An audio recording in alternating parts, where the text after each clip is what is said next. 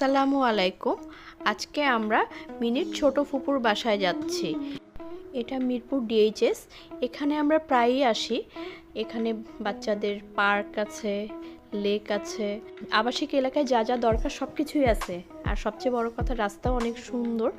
আমরা মিনিকে নিয়ে প্রায়ই আমাদের আসা হয়, ভালোই লাগে। তোমরাও এসো, ভালো লাগবে ইনশাল্লাহ। এখন আমরা বাসার নিচে চলে এসেছি। বাসায় আসার পরে বাচ্চারা খুবই খুশি, আমিও একটু গল্প করতে বসে গিয়েছি। আর এদিকে আয়েশা ওর স্কুটি নিয়ে এই ঘর থেকে ওই ঘর খুব মজা করছে। তো যাই হোক, সবাই এখানে মুক্তাও আছে। মুক্তা বাচ্চাদের দেখাশোনা করে, ওইও পিচ্ছি একটা। এদিকে আমি মিনির জুতো ক্লিন করে দিচ্ছি যেন ঘরে জুতো পরাতে পারি, বাইরে থেকে যেহেতু আসলাম। ওদের খেলাধুলার শেষ নাই, ওরা হাঁটাহাঁটি দৌড়াদৌড়ি করছে। এদিকে একটাই পাখি আছে ওদের, সেই পাখিটাকে দেখতে আসছে, এসে আবার চলেও গেল।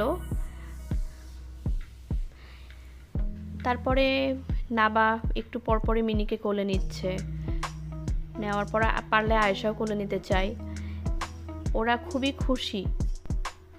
ওরা তো ছোট, বাসায় একা একা থাকে, তো এই জন্য আমাদের প্রায় যাওয়া হয়। মিনিও খেলাধুলা করে ওদের সাথে, ওরাও খুব এনজয় করে। সব মিলায় ভালো একটা সময় কাটে বাচ্চাদের। এই তো একটু পর পরে ওরাও আয়না দেখছে, তিনজন একসাথে আয়নায় কে কাকে কেমন লাগছে এভাবে দেখতেই আছে। আর নাবা বেশিরভাগ সময় মিনিকে খুব কোলে নিতে পছন্দ করে, কোলে নিতে চায়। এদিকে মিনি কোলে উঠতে চায় না, ওর কোলে ছোট থেকেই কোলে ওঠার অভ্যাসটা কম। তো যাই হোক, আমরাও গল্প করতেছি। এদিকে আমরাও আসাতে আমার শাশুড়ি রান্নাঘরে গিয়েছে। দেখি আমার শাশুড়ি আজকে কি কি খাওয়াই, তোমাদের সাথে সব কিছু শেয়ার করব, ঠিক আছে? তো আমি রান্নাঘরে গিয়ে দেখলাম শাশুড়ি কি করে। তো দেখলাম পিঠা বানাই।